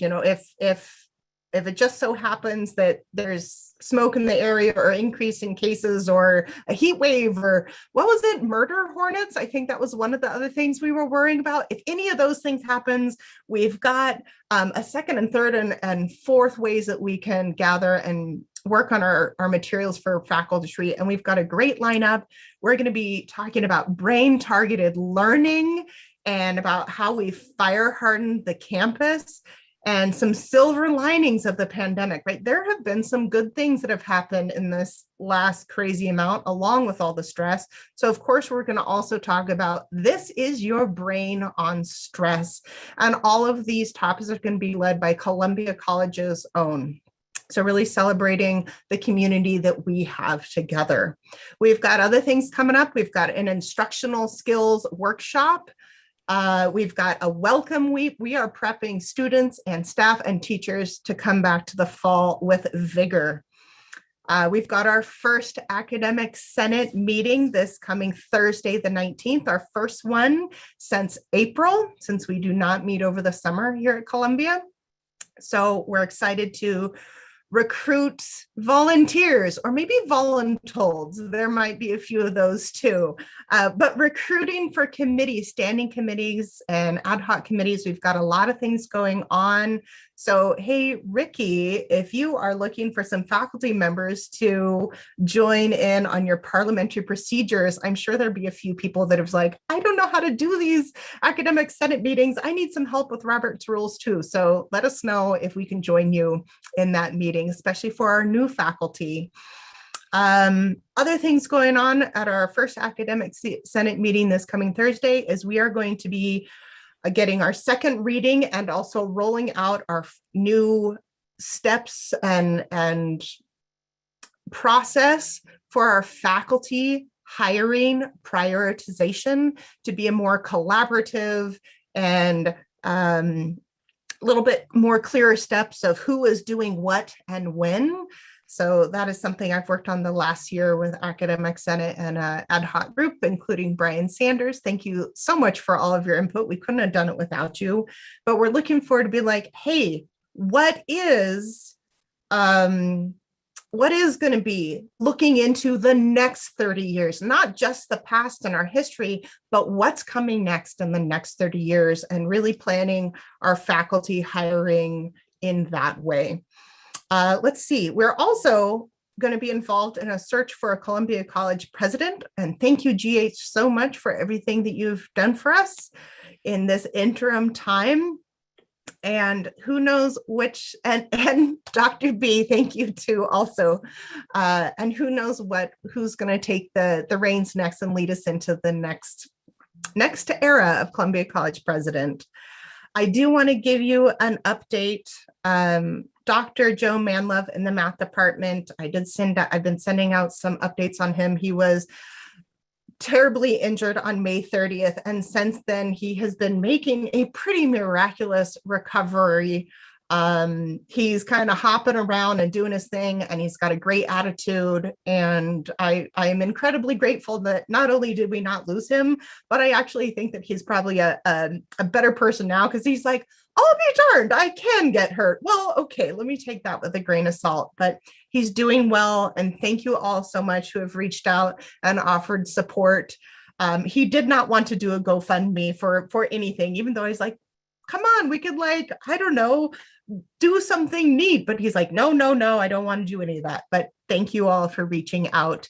And that is my report for this time. I'm looking forward to next meeting where I get to have even more reports about what Columbia College is doing. We might be small, but we're mighty. So thank you so much. And if you have any questions, I'm here. Thank you, Lana. Both you and Aisha, the excitement that you're instilling in the opening of the year is so infectious. Thank you for all of that exciting report, and especially for the progress on Dr. Manlove. I too was in communication with him and so relieved that he's doing well. Thank you so much. Look forward to your report next month. Thank you. Moving on to our Leadership Team Advisory Council, LTAC President Jillian Daly. Good evening, Madam Board Chair and Board of Trustees and Chancellor Young. It's been an incredibly busy week for leadership team members this last month. I said week, but I meant the whole month, actually. Gearing up for fall, of course. Tweaking fall schedule where we see opportunities to increase enrollment. We're actually completing spring schedule also. And of course, I'll highlight in the second half of my report, but facilitating, our own return to campus, as well as all the staff that we supervise, and assuring that it's all done to maintain safety. So first, I'll again highlight the work that we continue to do with HR regarding revisions to the leadership team handbook. And we're currently working on revisions to the evaluation process in streamlining the process and also creating a more meaningful performance evaluation form. We're also formalizing a vice president position on the advisory council to help share the president's workload. And I think so far we're still on target to complete everything in time for an early fall ratification from the leadership team. And then secondly, as has been discussed several times tonight, all classified staff and administrators began working from campus at the beginning of last week. And so I wanted to take a moment to first congratulate staff on their return, although as we did hear from Roberto this evening, there have been some challenges. But as LTAC president, I wanted to especially congratulate leadership team members for the amount of work that was accomplished in relocating all staff and ensuring everyone under their supervision remains safe, both physically and emotionally. I especially want to highlight the work that Judy and her staff have done in ensuring all the needed PPE, air purifiers, and cleaning is available in short order. I also appreciate the work of Sherry Suarez in providing adequate signage for masking up and maintaining social distancing. Josh Hash and the IT crew have been essential in creating at minimum all our electronic COVID forms. Dorothy Pimentel has worked tirelessly in safety. And of course, we all thank the work of Amy Iribarren and her leadership in health services, of course, working closely with Laureen Campana. All work by leadership team members from the vice presidents down to managers and supervisors has been done professionally, efficiently, and kindly. The leadership team is the district's team of middle managers. It is our job to implement the needs and decisions from those above us, and specifically in regards to returning to campus, to ease the fears of the faculty and staff who we supervise, facilitating processes and procedures so we can all serve students yet maintain safety. I'm proud to be a member of a team that has exhibited such grace this past month. And that ends my report. Thank you, Jillian, for really calling out all those extra individuals who have supported this very challenging time. Thank you, Jillian, for that report. Appreciate it. Thank you. Yosemite Faculty Association President Dimitri Kariotis. Good evening, greetings, Chair Volkan, trustees, and Chancellor Young. Good to see all of you again. I'm pleased to report that Monday at an emergency meeting, the YFA Representative Council approved the tentative agreement to be sent out to the membership for ratification. My esteemed colleague, Alan McKissick, touched on this, and this will all take place after our general meeting, which is next Wednesday. As everybody here knows, benefits is the big issue in this TA, and I convey the Rep Council's gratitude for district extending the existing benefits through the upcoming academic year. Like those of us on the negotiations teams, our Rep Council is optimistic that we will collaboratively find the answers to this issue. And YFA wants to recognize the CSEA and administrative teams return to our respective campuses, and they're paving the way for our faculty's return in the spring. So thank you to these groups. Thank you also to Chancellor Young for recently discussing the mask mandate with me. And considering the increasing infection rate of the Delta variant, our membership turns to district as a whole to enforce this mandate to better protect the health of all employees and our students. We're pleased to hear the news of Chancellor Young's increase in compensation. The Chancellor continues to set strong standards and embody integrity for all of us to follow, thus raising the bar at YCCD. YFA wants to commend our agriculture faculty members, Nicole Morris and Mike Morales. Nicole will lead a team of dairy judges this fall at the World Dairy Expo in Madison, Wisconsin.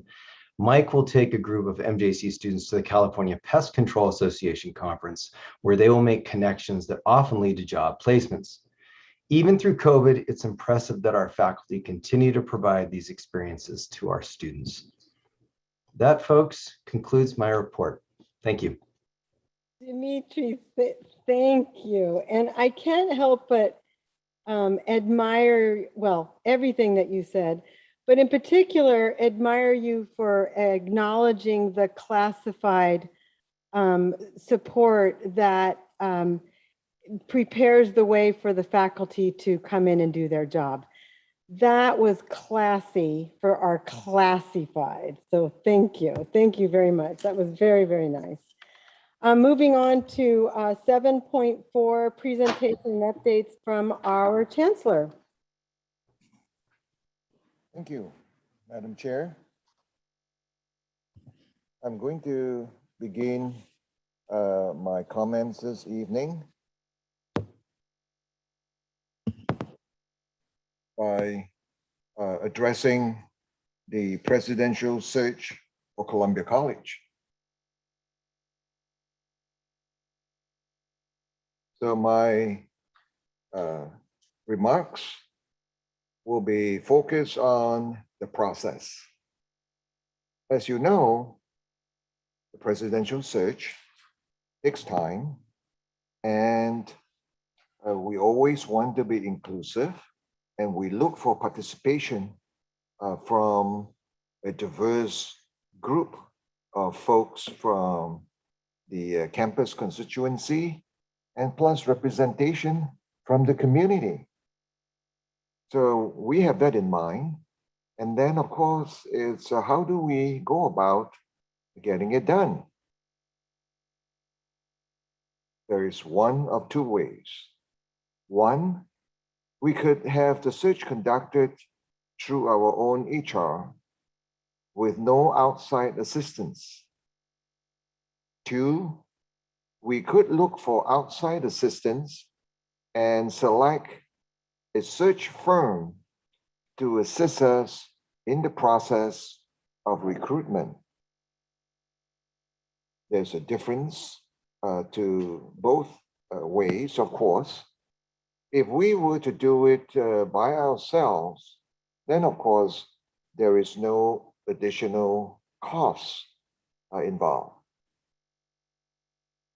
If we were to engage the services of an external firm, then there is the costs associated with the search process.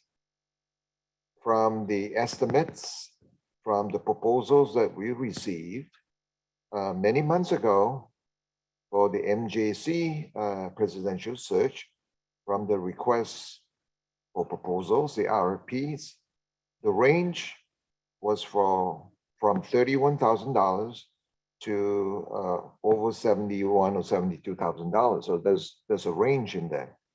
And it may be a little bit more when you add in the travel expenses and lodging expenses and the meals of the search consultants when they have to travel over here, right?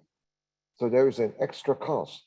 But I don't want us to just focus on the cost alone, because an external search company usually would be able to connect with a wide range of vice presidents and sitting presidents nationwide. They have their own databases of who and where they are. So they would be able to cast a wider net than we possibly can ourselves. Regardless of A or B, we do it by ourselves or to have an external firm. I assure you that the process will be open, transparent, fair, and consistent with the EEO guidelines that we always adhere for our searches. And so we we thought about jump-starting the process earlier during the summer. But then we realized that during the summer, an important segment of the college constituency is not here. The faculty are away during the summer. Our thought was we would ask for names, and then we could convene the process when people return in August. We hope to begin the process early, and my goal is to see the process completed and the person identified, and that the person will have adequate time to disengage from his or her present employment. We don't want to rush the process and tell the successful candidate, you've got 2 weeks to leave there and move over here with everything that you have. But that would not be a fair expectation to put on our next president of Columbia College. So we want to be sure that we do a good job and also give the person adequate time to make the move. And internally, ladies and gentlemen, of course, we look at certain landmarks in our timeline of the semester. We don't want someone to begin right in the middle of the semester or just before the semester ends, right? So we are shooting for a time where the new person could come and begin the spring semester with Columbia College and YCCD. So that is our goal. And I know there's a lot of excitement on campus pertaining to this big task that is for the college. So I hope to see participation from many interested individuals for the search committee. And to those of you who participate in the committee, I want to express my thanks to you in advance. Thank you. My next item concerns the return to work. I'm really pleased to see people back on campus. And I visited the East Campus and the West Campus, and I saw our frontline folks already there. And so they're already preparing for the students to return. That gives me great joy. And I know when our students return, they will be happy to see you manning the counters and being able to answer their questions and making them feel welcome back to MJC in Columbia. And I know some of you have had conversations and perhaps may still have concerns pertaining to the transmission of COVID-19. I want to assure you that we have done a lot of work in this area to create safe working environment for you. We have purchased air purifiers, and it's not just air purifiers, but they come equipped with UV lighting or ionization technology to kill the virus and bacteria. The quality of the air in our offices is most likely better and cleaner than in our own houses or in the exterior. And I'm glad that we have done that because it is our obligation to employees and to our students to have a safe working environment. Additionally, I want to assure you that masks will be provided, whether it's a blue surgical mask or the KN95 mask. They'll be provided for your added protection and a greater sense of comfort. In addition, you will have access to sanitizers and other disinfectant solutions. And of course, I want to thank the folks in facilities for ordering early and having a stockpile all ready for us to use. We have no worries that we will run out of that. You know, some of the other colleges and other institutions, they're trying to get additional supplies of these personal protection equipment. We have ours. They're all here. Thank you. The fall reopening is an exciting time. We will see people coming from different points of life. Some are returning after a year and a half of staying away because they found online or distance ed unsuitable to their own learning modality. They will be joined by others who are coming straight from high school. And they will be joined by others who may have moved from another area. And finally, they will be joined by students from faraway places. Why? Because throughout COVID-19, remote learning, online and Zoom instruction, those that are able to adapt and find traction with those learning modalities, they're looking at different places and signing up at different places. So in a way, technology has helped MJC and Columbia College to be able to compete on the same footing as colleges in the metropolitan areas. So don't be surprised that you will be seeing students from faraway places. So again, thank you for all the work that you have done. Finally, I want to share with you the Chancellor's efforts to outreach to the community. Even though COVID is not already over, but we are seeing that need to connect with the community. We have connected with high school districts in the west side. We will continue to do that.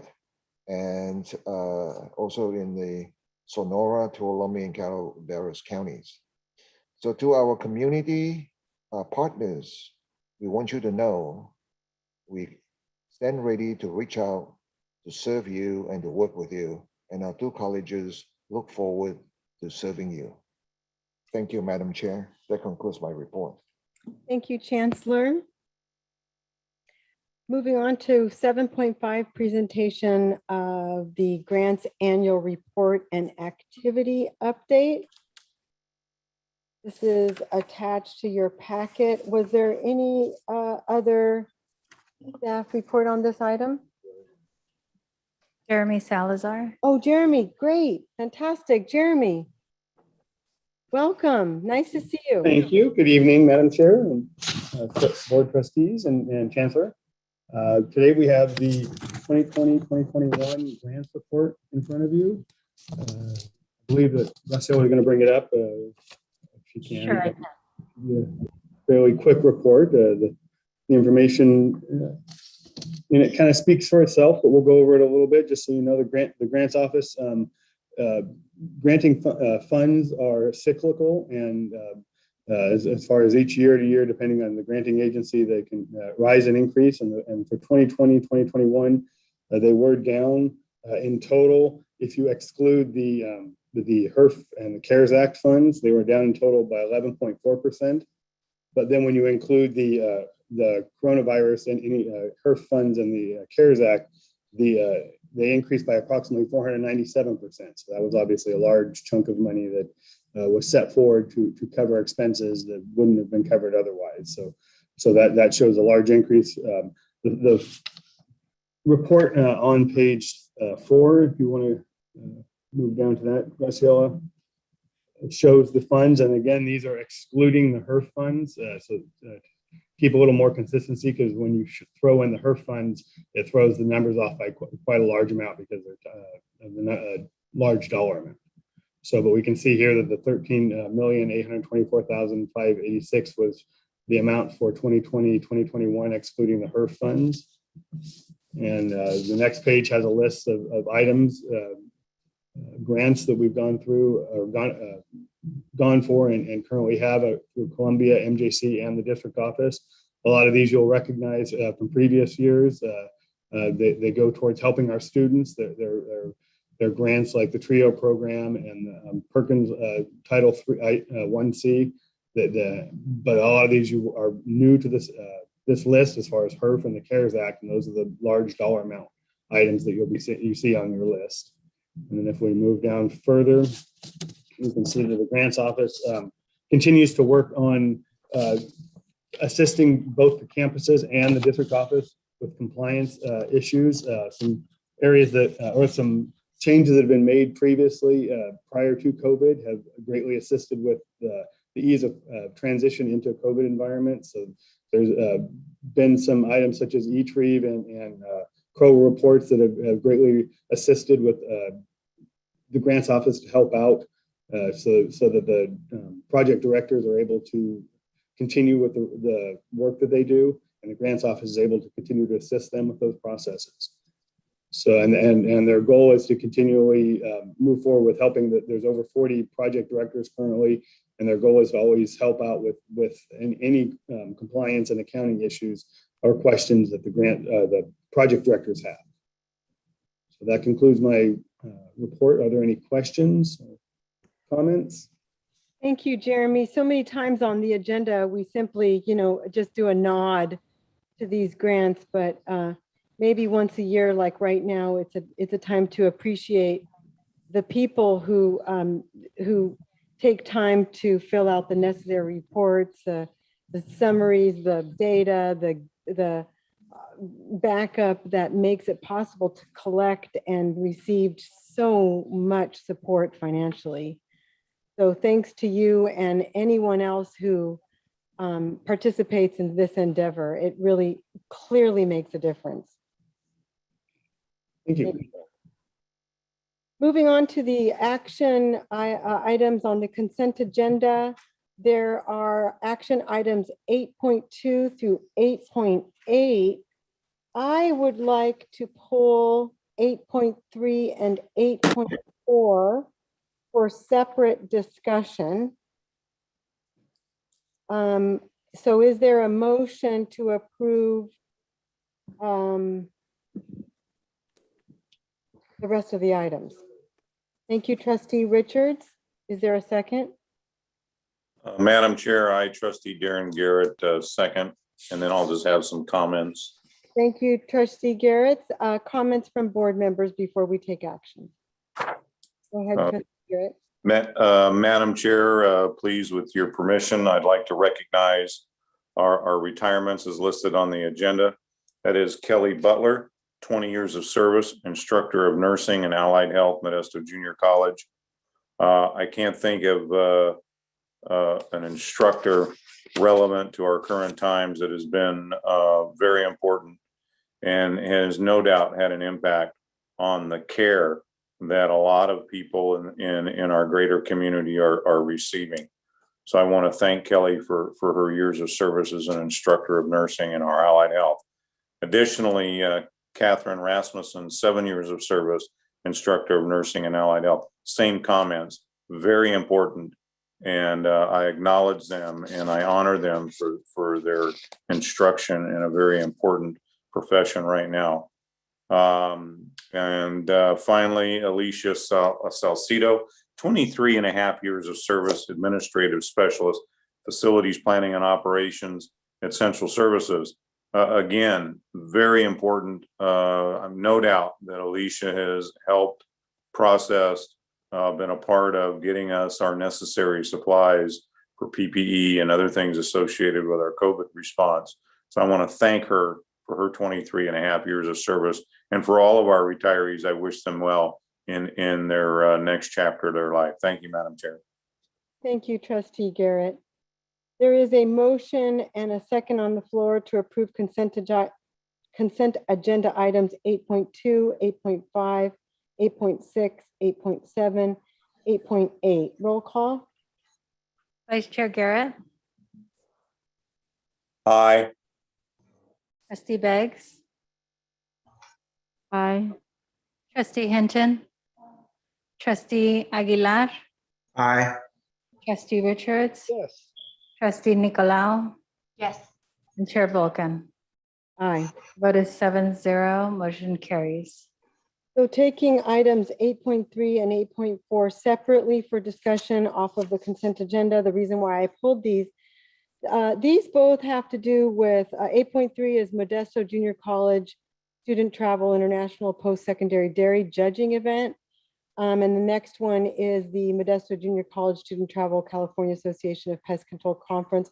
I support both of these travel conferences for the student learning that can take place. The part that I would like to ask it be conditionally approved upon the signing of the participants or the students or the volunteers to agree to sign the Yosemite Community College District participation in a class activity permission, assumption of risk, and hold harmless indemnity and release of liability in consideration of and including COVID-19 virus. So in short, I would ask to take these items separately, one at a time or together, to ask that we approve them on the condition that the students, participants, and or volunteers agree to sign our already adopted form called it's in our packet, called the Yosemite Community College District Participation in a Class Activity Permission, Assumption of Risk, and Hold Harmless Indemnity and Release of Liability.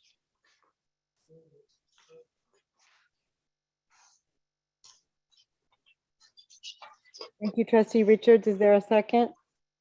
Oh, I, Trustee Darren Garrett, will second that. I have Trustee Hinton, who did the second. Roll call vote for both items together. Thank you. Give me just one moment.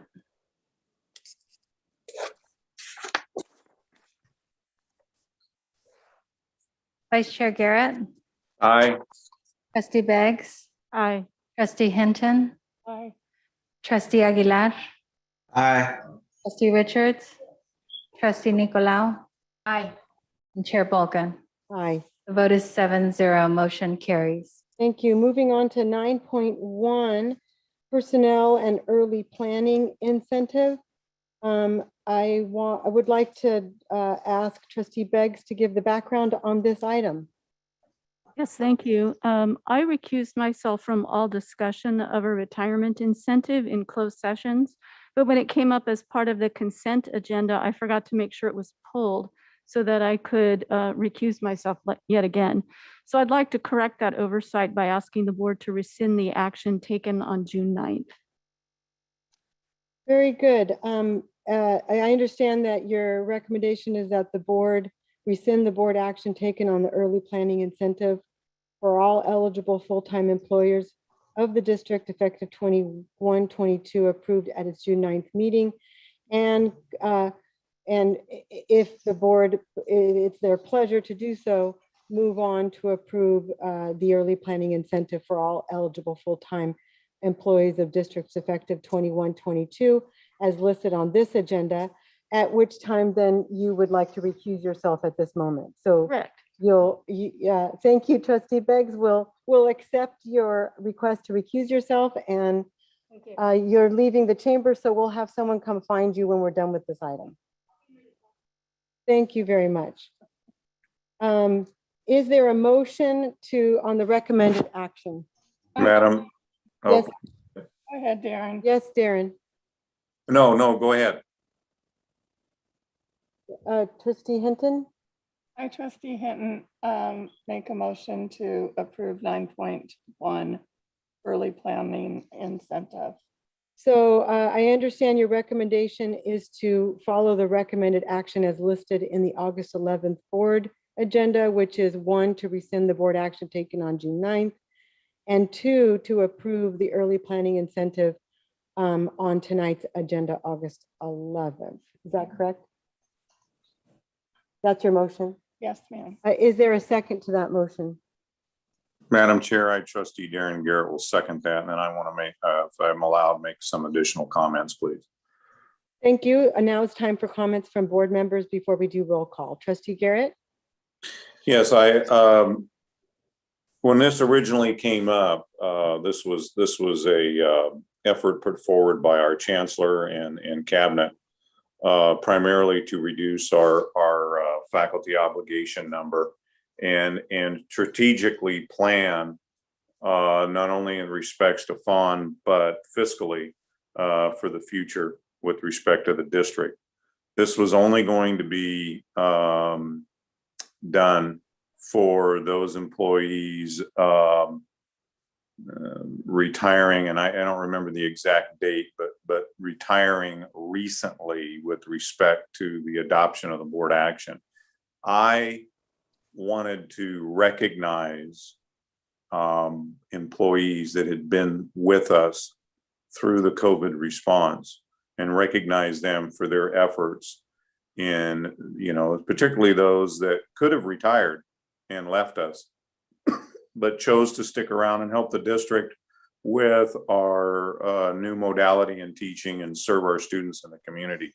So I convinced everyone that this was a good opportunity to honor and recognize those people and make it retroactive to people that had already retired, going back a few more months back into the past.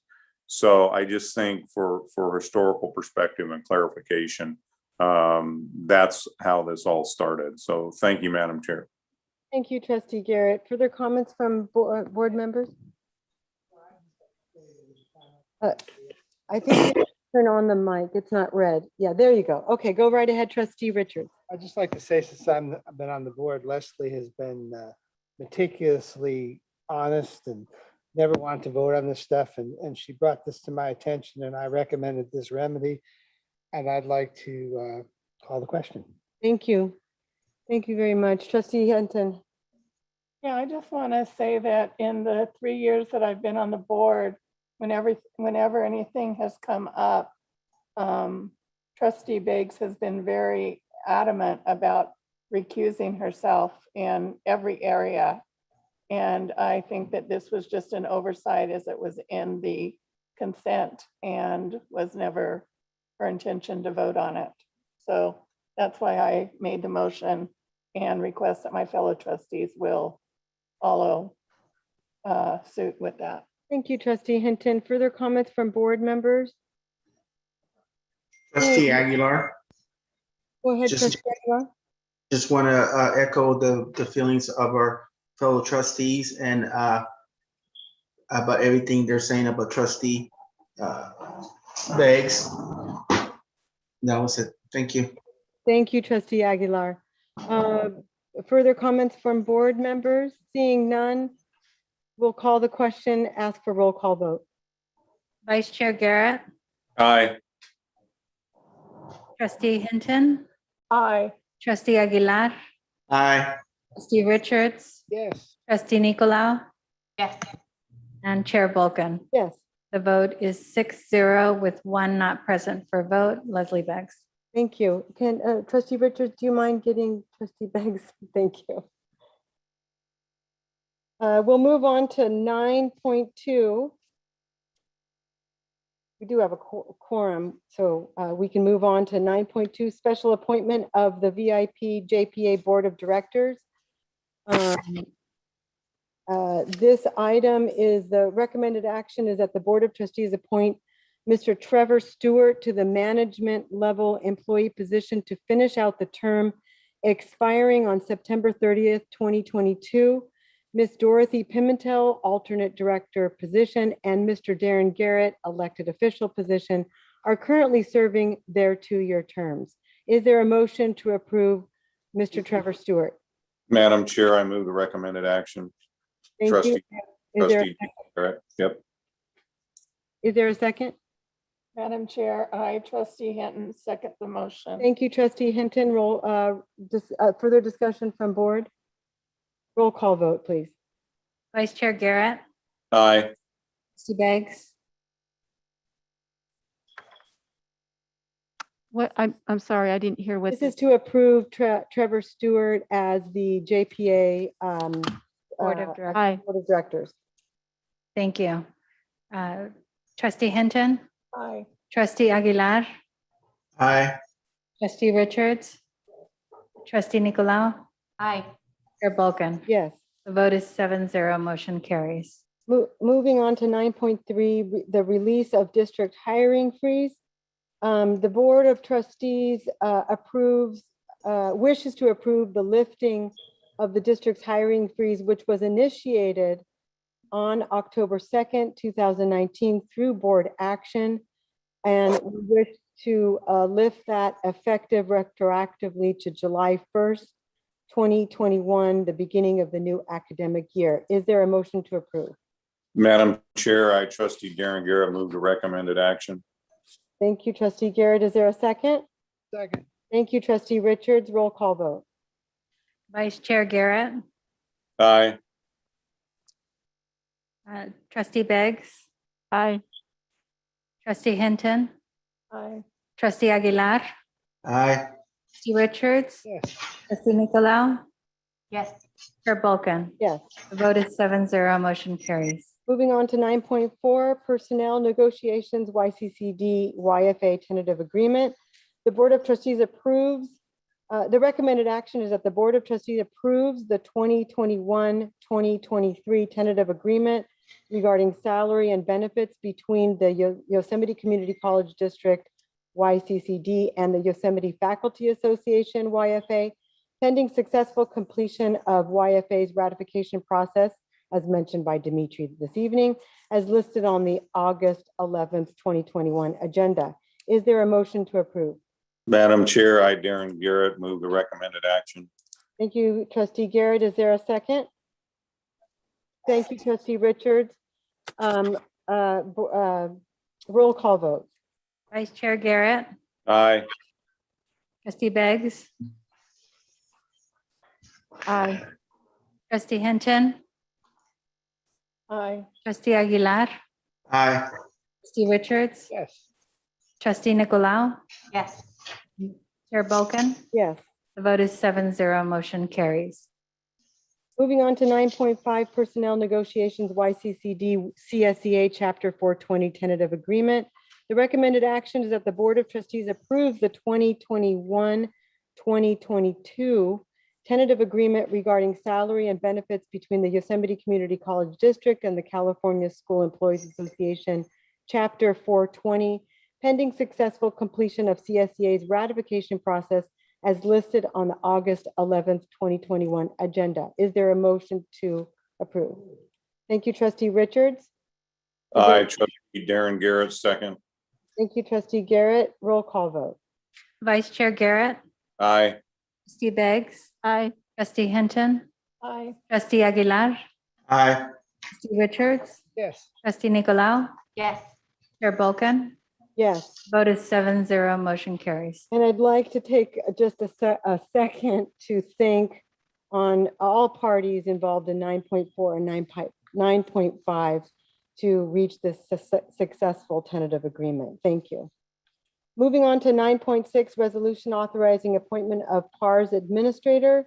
The recommended action is that the Board of Trustees adopts resolution number 21-2201, authorizing the district to appoint the Vice Chancellor of Administrative Services as the district's plan administrator for the PARS Pension Rate Stabilization Program attached to the August 11th, 2021 agenda. Is there a motion to approve? Thank you, Trustee Richards. Aye. Trustee Hinton, second. Thank you, Trustee Hinton. Roll call vote. Chair Bulkin. Yes. If I may, I believe there is a correction to the title. It should read, and we can edit those documents to read Vice Chancellor of District Administrative Services. Thank you. That one word makes a big difference. I'll consider, Trustee Richards, will you amend your motion to add the word district? Thank you. Seconded by Hinton. Roll call vote. Vice Chair Garrett, Aye. Trustee Beggs, Aye. Trustee Hinton, Aye. Trustee Aguilar, Aye. Trustee Richards, Yes. Trustee Nicolau, Yes. and Chair Bulkin. Yes. The vote is 7-0, motion carries. Thank you. Moving on to 9.7, board goals and special priorities. There's a correction on the agenda. This should read 2021, 2022. The recommended action is that the Board of Trustees adopts a final Board of Trustees 2021, 2022 special priorities as attached to this agenda. You have a copy of those goals listed 1 through 7. And as we have been reiterating all evening, the board wants to highlight number 7, which is to support the chancellor and colleges in their efforts to recapture and increase college enrollment. Is there a motion to approve the 21-22 goals special priorities? Could we have a discussion? Yes, please. There are two possibilities. One, we could postpone this. And the other is if we don't, I'd like to number 4, continue to make campus safety. I'd like to add and health a priority through supportive funding and improving safety conditions on campus. Thank you, but I don't know that there wouldn't be, I mean, it's okay to table this. I think it might be it's been a long evening. I think so. That's what I would prefer. With looking, is there a consensus to move this to our next agenda? I'm seeing nods. I'm seeing nods out there. Okay, we're going to table action on this item. So between now and then, review the 7 goals that we've drafted, and we'll consider it for board action in September. Thank you. Thank you, Trustee Beggs. Moving on to 9.8, ACCT 2021 Leadership Congress and October board meeting date. The recommended action here, this has to do with a potential conflict or overlap with the board meeting and trustees who wish to attend the ACCT 2021 Leadership Congress. And I want to read the recommended action, but maybe just have a brief discussion about it. The recommended action is that the Board of Trustees identifies trustees who will attend the conference. That will help us make a decision about number 2, which is that the Board of Trustees identifies and approves an alternate meeting date to reschedule the October 13th regular board meeting if necessary. So I don't know if it's worth it to do a roll call of who plans to attend ACCT. Would that be appropriate so we know how many people? Maybe before we do. Oh, sure. Go ahead, please, Trustee Richard. I actually made this motion. I'm a new trustee. I'm excited about going to the conference, and I think it'd be really beneficial to move it to the following week, the 20th. That would also give us an opportunity to come back, and for those who don't go to the conference, we could have a discussion about it. I know in the accreditation, that was one of the things they talked about, that not enough people go to these things, but I think it's been far away. It's in San Diego. So I'd like to make a motion that we move it to October 20th. Okay, let's gather some more input, a discussion on that. So let me go around as this affects everybody in the public because of moving our meeting. Trustee Beggs. I like that idea, so I would go along with that. I did note that the midterm report is due October 15th. So we may have to look at that they were going to present to the board on, so we may have to have like a special session or something to deal with that ahead of time, so we don't miss that deadline. But I am in favor of moving our main meeting a week later. Trustee Aguilar, what are your thoughts? I'm okay with that too. I like that idea. I'm just curious, are you planning to attend the ACCT? Yes, I would like to have the option to go, so. Trustee Garrett. I'm in support of it for all the reasons mentioned. Thank you. Okay, Trustee Hinton. I am planning on going, and I support changing to the following week for the same reason. Trustee Nicolau. I won't be able to attend the conference, but I'm happy to move the date to October 20th as suggested. Okay, well, it looks like all but 2 people, I'm not planning to attend. And so we wouldn't have a quorum anyway if we kept the meeting on October 13th, because everyone else might be gone. So in that case, the recommended action is number 2, that the Board of Trustees identifies and approves an alternate meeting date to reschedule the October 13th meeting. I'm hearing that alternate meeting date be October 20th. Is there a motion to approve? Oh, one more thing. It's scheduled to be in Columbia. Yes, the Columbia College. October. Okay. Good. So is there a motion? Perfect. I'm sorry. Did someone say something? Madam Chairman, I move to adjust the October meeting date to October 20th, which will occur at Columbia campus. Thank you, Trustee Nicolau. Is there a second? I'll second it. Thank you, Trustee Beggs. Roll call vote.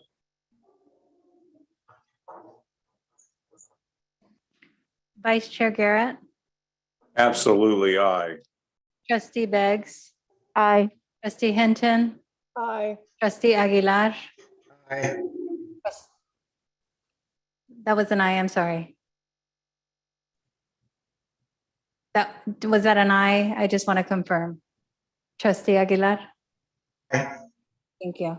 Trustee Richards? Yes. Trustee Nicolau? Yes. Chair Bulkin? Yes. The vote is 7-0, motion carries. Might I just get some clarification? So with respect to the accreditation midterm report, so I heard the board will schedule a special meeting to address that and approve or take action, pardon me. That was my suggestion. That's Okay. Leslie's suggestion. Okay. And I would just add whatever's the most convenient for what they expect us to do by what time. So, I mean, yeah, yes. We don't want to miss that date for Brian, sure. Brian. May I address? Brian? Sorry to interrupt you. Oh, there you are, Brian, please, yes, speak on this item. There should be no need for that. We should be able to get you a first draft by your September meeting for a first reading. And then the second reading, the final approval would be at the October meeting. As long as you're comfortable with edits being made during the interim process so that it's kind of a mutual editing process. If board members have concerns, we can address those. And certainly if the faculty or if the classified senate has concerns, we'll be addressing those and just fine tuning. We're really to the point of fine tuning there in that last month. Very good, Brian. Thank you for letting us know. And I do recall you saying in your report that we'll see a draft in September. So that's a great solution. Thank you. So no need at this time. We can certainly exercise a special meeting in the future.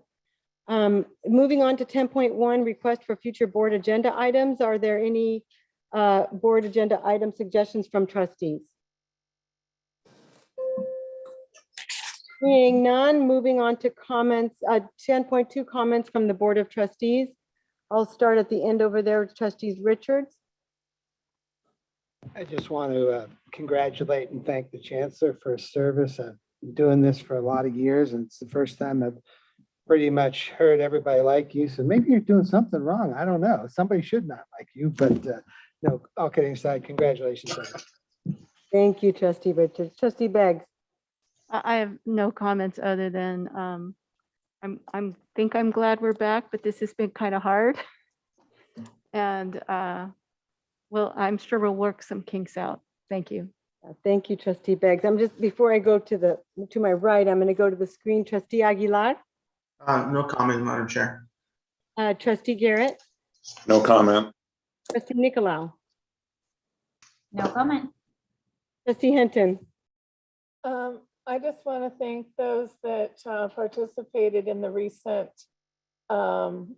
Dean's luncheon and invited, and it was myself and Trustee Dr. Richards who was there, and we were made to feel very welcome, learned a lot, and enjoyed the time that we were able to participate with you. Thank you, Trustee Hinton.